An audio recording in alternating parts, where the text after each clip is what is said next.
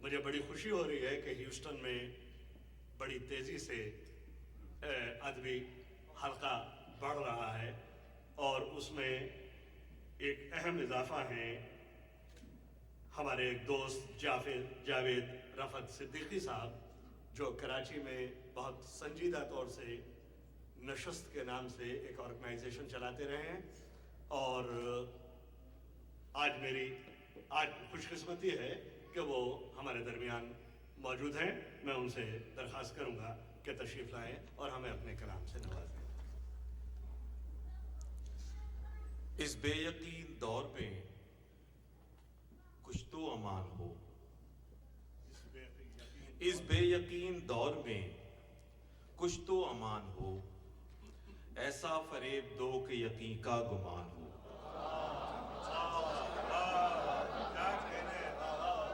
اس بے یقین دور میں کچھ تو امان ہو، ایسا فریب دو کہ یقین کا گمان ہو۔ اے بار الہ مانا کہ بندہ ہوں تیرا میں، اے بار الہ مانا کہ بندہ ہوں تیرا میں، یہ کیا کہ ہر قدم پہ میرا امتحان ہو۔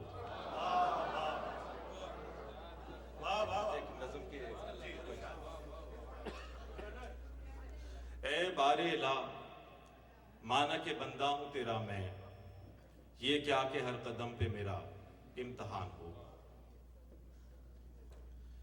نظم کے کچھ مصرے ہیں۔ کبھی کبھی میں یہ سوچتا ہوں، اداس نسلوں کا یہ سفر نہ جانے کس سمت چل رہا ہے۔ کبھی کبھی میں یہ سوچتا ہوں، اداس نسلوں کا یہ سفر نہ جانے کس سمت چل رہا ہے۔ میرے بزرگوں نے نفرتوں کی جو فصل بوئی، سیاہ سورج کی سرد چھاؤں میں پک رہی ہے، زہر سے بھرپور پھل ہیں اس کے، میں کیسے کاٹوں۔ نہ جانے کیا سوچ کے میں چپ ہوں کہ آنکھ کھولوں تو ڈر نہ جاؤں، کہ خواب دیکھے ہیں میں نے اتنے، انہی کے سنگ میں بکھر نہ جاؤں۔ نہ جانے کیا سوچ کے میں چپ ہوں کہ خواب دیکھوں، نہ جانے کیا سوچ کے میں چپ ہوں کہ آنکھ کھولوں تو ڈر نہ جاؤں، کہ خواب دیکھے ہیں میں نے اتنے، انہی کے سنگ میں بکھر نہ جاؤں۔